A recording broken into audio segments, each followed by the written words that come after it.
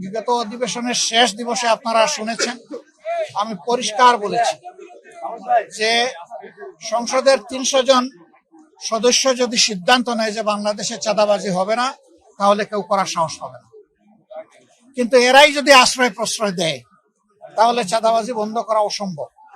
আমরা এদেশের নাগরিক, দেশে বর্তমানে একটা সরকার প্রতিষ্ঠিত আছে, একটা সংসদ প্রতিষ্ঠিত হয়েছে, আমরা বিরোধী দলে বসেছি, সরকারি দলে বিএনপি আছে। আগের থেকেই বাজার অস্থির, ইদানিং মনে হচ্ছে আরো একটু বেশি অস্থির। কেন অস্থির? মাঝখানে জ্বালানি সমস্যা ছিল, তার সাথে চাঁদার যন্ত্রণা ছিল, এই দুইটা মিলেই বাজার অস্থির হয়।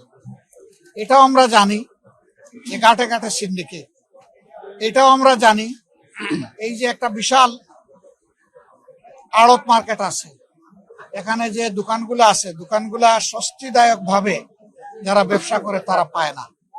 এখানেও দখলদারিত্ব আছে, এখানেও নীরব চাঁদাবাজি আছে, কিন্তু মুখ ফুটে কেউ কথা বলতে চায় না, সবার মুখ চেপে রাখা হয়েছে। কারা করে এই চাঁদাবাজি? আফ্রিকার জঙ্গল থেকে এসে কেউ করে না, এখানেই আমাদের সাথে চলাফেরা করে, উঠা বসা করে, বসবাস করে এই লোকেরা এগুলা করে। তাদের পরিচয় আমরা সবাই জানি। আমরা চাই চাঁদাবাজিটা বন্ধ হোক। আমরা গভীরভাবে যেটা বিশ্বাস করি, জায়গায় জায়গায় মধ্যস্বত্বভোগী, সিন্ডিকেট এবং চাঁদাবাজির কারণে এখানে যারা ব্যবসায়ী আছে তারাও কিন্তু ভালো ব্যবসা করতে পারে।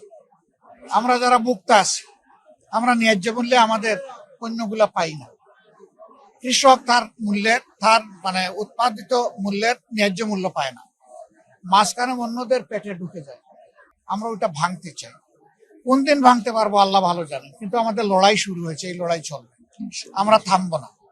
আমাদের আওয়াজ, আমাদের প্রতিবাদ, আমাদের দাবি সংসদের ভিতরে এবং বাইরে সব জায়গায় অব্যাহত থাকবে। এই দেশটা আমরা সবাই মিলেই ভালো করতে পারবো, একা কেউ পারবে না, একা কোনো দলও পারবে না। জনগণের সহযোগিতা দরকার। দেশ তো জনগণের জন্য, দেশ জনগণের, দেশের মালিকও জনগণ, আর দেশ হচ্ছে জনগণের জন্য। এই জন্য জনগণের জন্য আমাদের লড়াই সংগ্রাম ইনশাআল্লাহ অব্যাহত থাকবে।